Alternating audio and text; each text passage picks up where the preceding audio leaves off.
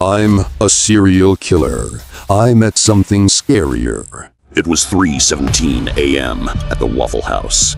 I wiped my mouth with my sleeve and pushed the table away from my fat belly, the metal chair scraping the greasy floor. I had time to murder until the next job, so I headed out to the parking lot to make my way to the nearest motel. I hadn't come through this town yet, so no one should recognize me there, I figured. Stumbling with my bum leg past the dumpsters, I about had a damn heart attack when the lid slammed. I shook my head and kept going. Another slam. Rage boiled over me. I stopped to glare back at the dumpsters, waiting to see which methed-out employee had been responsible. The wood doors around the dumpsters creaked in the night wind, closing themselves slowly. Another slam, and the door popped open. Looking like he kicked it open with his foot, the employee strolled out carelessly, whistling a jolly little tune even. I rolled my shoulders and huffed. This thing was about to learn some respect. I cracked my knuckles and headed back toward him. "Hey!" I shouted. He stopped, startled. I closed the distance and grabbed a fistful of his greasy black apron. He was mid-40s maybe, but looked 80. He had the classic sunken eyes and leathery skin of hard living or drugs. He just stood there, mouth agape, like the stupid animal he was. I wanted to knock out his nasty black teeth. "Do you have any idea? Hey, you there!" Another voice interrupted me. The other man leaned against the building by the door, one hand in his pocket and the other smoking a cigarette. I must have been too angry to have noticed him before. "I've been looking for a truck driver," he said. My grip on the employee tightened in rage. He was shaking now. "Excuse me?" I yelled back. "I could use a ride," the man said calmly, "if you'd be so kind." Getting a better look at him, I was more confused. He wasn't an employee. He didn't have the stupid black apron. He wore dusty boots, raggedy jeans, and a gray zip-up jacket. But his face was what interested me. Young, bright eyes, pale and smooth skin, blonde, like a halo around his head. My anger was replaced by something else, something darker. I threw the employee to the ground. "Get lost," I told him. He scrambled away, where to I didn't dare to look. My focus was on someone else now. I made my way to the other man, wary but interested. "You ain't got any family to help you?" I asked. He was pretty. Too pretty, like one of those weird celebrities with two perfect faces. I couldn't look away. Surely someone would miss him if something happened to him. "Nope," he answered, stomping out his cigarette. "There's no one to care." He picked up the cigarette butt and flicked it into the can beside him, like he didn't want to litter, like that one cigarette would really make a difference. "Except you, maybe," he said with a smile and a wink. "Maybe I can convince you to care." Something about him felt charming, playful, a little ray of life in this hellhole. He didn't belong here. Of course, neither did the others I'd picked up. I just had one question. "How old are you?" I asked. Those blue eyes looked me up and down, studying me, not in a nervous manner, but something else. It made me a little uncomfortable, but not enough for me to care. 19, he said, after a pause. The darkness stirred again. This was too good to be true. "I've got a little cash on me," he said. "I'm sure we could work something out." I'd already decided the minute I saw him. "Fine," I told him. "Hurry up." He smiled, a little too wide. "You're too kind," he said. I scoffed. "Yeah, bud, I'm a real saint." "So, where you headed?" I asked, as we settled into the cab. "Anywhere's better than here," he said. I stifled a smile. It was funny when they said things they'd regret. "You really got no one out here? Not family? Not a girlfriend? Nothing?"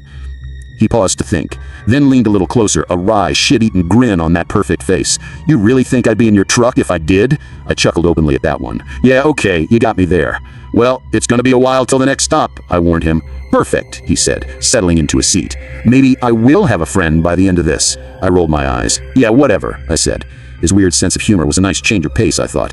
This ride might actually be enjoyable. I usually didn't enjoy their company until they were hogtied in the back. "Last gas, 103 miles, the sign read. Another hour and we'd be at the spot I'd picked out. "You ever get scared out here?"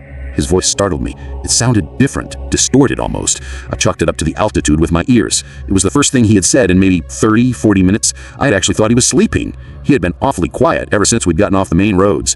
"I ain't scared of nothing, kid," I told him. "Come on, everybody gets scared," he pushed on, leaning closer to me like he had a secret. "Sometimes it's even fun to be scared." Now that was funny. I'd have to tease him about that later. "Why the hell would I be scared out here?" "Well, for starters, there's no one else around. No one to see you, no one to hear you, no one to help you."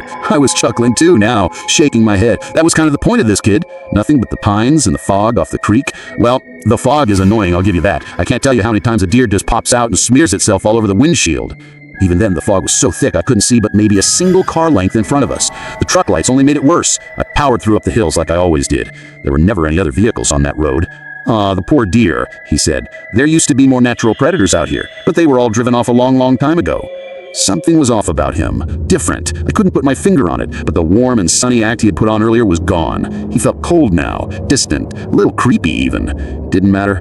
We were almost there. We sat in silence for another little while. I kept my eyes to the fog swirling in the headlights. He kept his eyes locked on me, staring without a word, like I'd vanish if he even blinked. Hell, maybe he was getting scared now. He had every right to, after all. The air in the cab got colder. It was supposed to be a warm night, I thought. Condensation built up on the window from the sudden change. I flipped the wipers on, sighing as they made that all god-awful nails on a chalkboard screech with each swipe. The biggest spider I've ever seen in my life crawled out of the air vent. Holy crap! It was the size of my fist, hairy and dark with yellow stripes on its legs. I'm a proud man, not afraid of much, but I don't walk around with goddamn tarantulas. I nearly lost control of the truck trying to whack it back to whatever hell it came from. Silently, without even so much as a flinch, the other man placed his pale, smooth hand to top the dash, palm up, like an offering. My mouth hung open as the spider went into his palm and just as quickly into his zip-up jacket.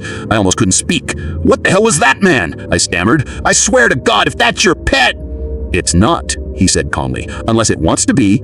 I was going to explode. Surely I would stroke out any minute. And it looks to be a tiger wolf spider, but I'm not an entomologist. Take that thing out of your pocket now, I demanded. He took out the spider calmly, like it was a pack of smokes, like any of this was normal. Looking at it the second time was almost worse. I squinted my eyes and looked away to the road. Bury that thing! You'd like that, wouldn't you? The voice wasn't his. It was a woman's, hers, from last week. I glanced over. She was in the passenger seat again, tiny, frail, like a bird, a little button nose and blue eyes, yellow blonde hair. The skin on half her face was gone to gory bone, including a hollow eye socket. The spider climbed into it. What the hell? I slammed on the brakes. The truck skid to a stop as I caught my breath. I looked around frantically. The young man looked groggy, bewildered. He rubbed his eyes and ran his hands through his hair. How long was I out? He asked. What the heck are you talking about? My heart thumped in my ears, my throat was dry, and my body soaked in sweat. I was shaking. The man was calm, half asleep, looking at me like I had two heads. He reached in his pocket and pulled out a pack of smokes. No spider. Do you want to take a break? He asked me, concern in his soft voice. This didn't make sense. Where's the goddamn spider? I demanded. He jolted upright, looking in his seat and around the cab. There's a spider in here. Where? I ran my clammy hands over my face, rubbing my eyes. I looked around the cab. Everything looked normal. The young man just blinked at me like an innocent little doe in headlights, hand still outstretched with the pack of smokes. I ripped the pack from his hands. "We're taking a break," I said. "Cool," he said, disinterested. He started to follow me out of the truck. "No, you wait inside," I snapped. "Alrighty," he chimed back. I stepped out into the humid, foggy air. The temperature shocked me. It had been so much colder in the cab. I must have turned the damn AC on and not known it. This wasn't the spot I usually took them to, but it was close enough. Far away enough where no one could see or hear anything, just like that stupid kid said. It would do just fine, and I could just drive his body out farther to where I usually dumped them. But after that weird dream, I wasn't sure I wanted to go where the other ones were. Maybe I would just carve out a new spot here, I thought. I was around the back, mixing up 2 special cups of joe, when I heard the passenger door open and close. I went back around quickly. God damn it, I said stay in the... No one was there. The truck lights flickered, and a cold chill shook my body. I peered through the fog, but there was nothing. Maybe I was going a little crazy. Maybe I was just tired. I took the mugs back to the inside of the cab and carefully handed the correct one to the man beside me. "Coffee?" I asked. "I'm not a coffee person," he said politely. "Everyone says that until they have my coffee," I winked. He laughed and shook his head. "You're terrible," he said, grinning wide with those perfect teeth. I watched him absolutely gulp his coffee down like a sick, dying camel. Confused, I took a small sip of mine. It nearly burned my lip clean off. Weird, but at least it wouldn't take as long to work, I figured. "So, what's your story?" I asked him, realizing I never played the get-to-know-you game that I usually slog through with my passengers. "Oh, I'm just an old soul passing through," he said. "My story's a long one. I don't think we'd have the time to cover it if we tried." "See, that? You're so young, but you talk like an old man," I chuckled. "I mean, where do you get that? Where are you from?" "Well, my ex-girlfriend thought I was from the depths of hell." He sat his mug down, completely finished with it. "But I assured her I'm Catholic." I laughed at his joke, a little too loud. I sipped my coffee. "Women, eh?" I thought she was an angel. I still do. But now, I doubt she could even walk into church without bursting into flames. I slapped my knee, doubling over. I couldn't remember the last time I laughed so hard. My cheeks were warm. "You're too young to be having women problems," I told him. He murmured, "But just the right age to die." I blinked. "Huh? That's the perfect age, isn't it? 18 to 21, blonde hair, blue eyes, no one to miss them?" I stammered. My thoughts were clunky. I hadn't realized how dizzy I was getting. No, that wasn't possible. I made the coffee myself. I gave him the coffee myself. He downed it in seconds. The cab was freezing cold again. My head spun, my thoughts racing. The air was humid, my mouth so dry it felt glued together. I was spacing out, losing time. Suddenly, I was in the back of the truck, on the cot, where he was supposed to be. The fog rolled in with me. Against it, he stood, at the edge of the open truck, a dark shape in the night. "You know," he said, "Father Romano says I shouldn't harm anything with a soul. And to tell you the truth, I've always had a soft spot for animals, so I've never liked hurting them." In a blink, he was next to me, tying off my arm like a tourniquet. "But you don't have a soul, do you?" He was in my face, inches away, so close he blurred. "And you're worse than an animal because you know better." Tears rolled down my face, the sheer thunder of his voice shaking me to my core. It was unnatural, ungodly. "Why did you do it?" His voice was soft, calm, as harmless as it had been before. "Why did you murder all those poor little girls and boys? And to leave their bodies like that, dumped so unceremoniously in my backyard?" He shook his head at me, frowning. "At least I murder for a reason."